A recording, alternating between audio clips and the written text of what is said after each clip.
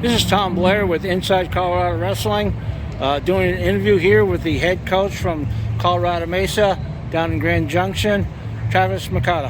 How's it going, Travis? It's going great. We're here at our annual fundraiser, the Steak and Crab Fest. We had about 1,100 people out today supporting wrestling for both the men's and the women's program here.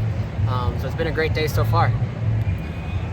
It's been a beautiful day, nice weather, so you got lucky there because coming up through the pass, it had a little snow, a little rain, so we were just hoping that the weather was really good down here. We were checking the weather all week. I kept saying, like, it's going to be good. It's typical Colorado, right, where it's raining in some places, snowing in some, and then bright and sunny. So we got a little bit of the bright sun here in the valley today, so it was really nice that we have that weather today to have a great event. You've been the head coach here at Mesa for 4 years or 5 years? We're starting our fourth season this year, so 3 years now, going on year 4. Okay. What have you seen for changes and improvements on the girls' team? You know, I think we see a lot of improvement in the sense of like the overall growth of not only our program, but also here in the state of Colorado, right? When we started the program, Colorado girls were in their first pilot year of the high school championship. And then having their own state championship last year has been amazing to see that growth. Even here in the Western Slope area, right? When we started the program, the numbers weren't very big in the sense of the high school girls. So now, you know, we're seeing full teams out of District 51. Olathe had a handful of girls. You know, you have girls down in Montrose. And it's nice to see this growth here on the Western Slope, and as well as the Front Range as well, where the numbers have always kind of been. But to see that growth has been tremendous. For us specifically, it's been great. You know, we started the program in 18. That first season, 18-19, we had 10 girls on the team, and now we have a roster of 38. We've had 16 All-Americans over the course of the past 3 seasons. We've finished 4th in the national championship the past 2 years as well. So our team is consistently growing. We've shown that we can be very competitive in the nation as long as we get the right girls here, and I think you've seen that with the group of girls that we've recruited the past 3 years, and seen their growth and development. Even if they were very successful in high school, you've seen them surpass a lot of expectations that maybe they had of themselves and that maybe were placed upon them as high school athletes. I noticed that you have 7 Colorado women on your team. Let's talk a little about them first, and then we'll talk about your team. You know, the big name I think a lot of people comes to mind is Marissa Gallegos from Denver, Colorado. She's the senior this year, so it's really exciting for her that she's here with a year and a half left of school, and we're really excited that she still has those 2 years. She just made the senior national team, her first national team that she's ever made, and it's been a lot of trials and tribulations, especially last year when she broke her hand 3 days before the national tournament, finished runner-up, wrestled last chance qualifier with broken hand, finished runner-up, qualified for Olympic team trials, and I think the broken hand finally caught up to us a little bit. And I mean, still being able to compete at that level was tremendous for her. And now we have a real healthy Marissa, and she was able to make that senior national team.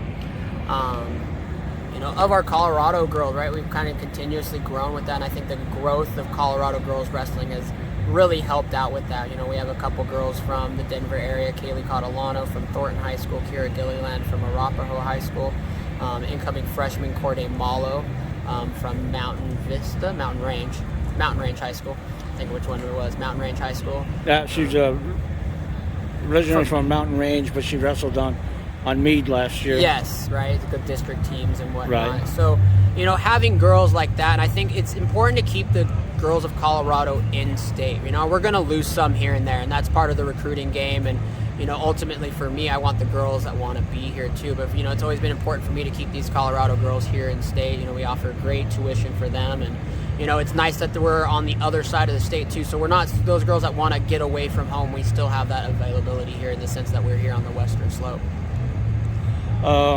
Let's talk about your move here. How have you adjusted to Colorado in the area? We love it here. Being originally from Southern California, it's been a great move because our family's close. You know, when we moved here, our daughter was just like 5 months old, so now we kind of get to see her grow up here on campus, so that's nice. Our family's all in California and Las Vegas, Nevada, so being close to family has been great. I really love the Western Slope.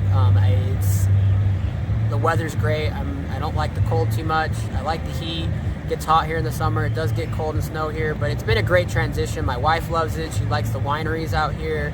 We've made some great friends. Having Chuck Pfeiffer around as a mentor, if you will, and starting a program has been tremendous, I think, in the growth of our program. And we have great fellowship here, and the camaraderie that we have here in the athletics department has been great for me, and it makes me feel welcomed, and it's also very competitive in a great way. So we have other teams here where it's not just about being okay. We want to be excellent in all the sports that we hear. So there's that little bit of rivalry and competitiveness. With no team winning a team national championship yet here at Mesa, there's a lot of expectations for who's going to be the first, and I'd really like to be the first team to win a national championship here. Speaking of winning a national championship, you've been fighting and improving each year. What does your team look like for this season? Who do you got coming back for returners, and who do you have for incoming freshmen? Every year's been great, right? And I think we always have a high expectation that we put on ourselves in the sense of trying to be the best that we can be in every situation. We really preach excellence, not winning or losing, but excellence and performing at our best with a grateful believing that we have an opportunity to perform anytime we get to step on the mat. As in returners, you have Genesis Martinez, who's been a two-time All-American for us at 101 pounds. 116 pounds. Anya Scholl has been from Kansas, has been a two-time All-American for us. Marissa Gallegos is here again. She's a two-time All-American, last year runner-up at the national tournament. 130s would be our incoming freshman, Claire DeCunio, who was on the junior world team this year at 136 pounds. We're probably going to end up redshirting Dahlia Garibay. That's kind of up in the air right now. She's looking great. She's feeling really good, but she's got some academic things in the sense she wants to get into the nursing program. So we're trying to map out her academic career so that way she can maximize her time on the mat as well as her academics. 143s, we have Grand Junction native Kaylee Lacey, who's been a two-time All-American for us. At 155, Zoe Gress from New York will be returning, and she was an All-American for us last year. 170 pounds, we have a new incoming freshman who should be our starter, Alex Brulette, and she's from Washington. She was a Fargo All-American this year, and I'm very fortunate that 191 pounds, our freshman All-American last year, Isabel Shalak, she had ACL surgery, so she's out for the year, but we did a great job recruiting, and we have 3 girls there that could really kind of fill into that spot, and all of them had some great high school success. Okay. So what does your schedule look like? Our first home event this year is the Falcon Invite in Park City, Kansas, hosted by Friends University. So we'll hit a road like normal. Everything's far away for us, it seems like, which is just part of the job and part of our structure. But we do get to have a handful of home events this year. So November 13th, we are hosting the Maverick Open the same day as the men. And we'll have a great tournament turnout there. And then on Sunday, we have a home duel versus Dixie State's club team. Simon Fraser might actually jump into that as well. December, we'll hit the road again for 2 away tournaments, one in Montana and another in Northern California. And then the one I'm most excited about in the end of December, early January, is the Midlands Championship. This is the first year that they're hosting a women's division, and we were invited. They only invited 8 teams, and so we were one of the 8 teams to be invited. So I'm really excited about that because that's always a tremendous tournament on the men's side. So I'm really excited to be a part of that inaugural tournament.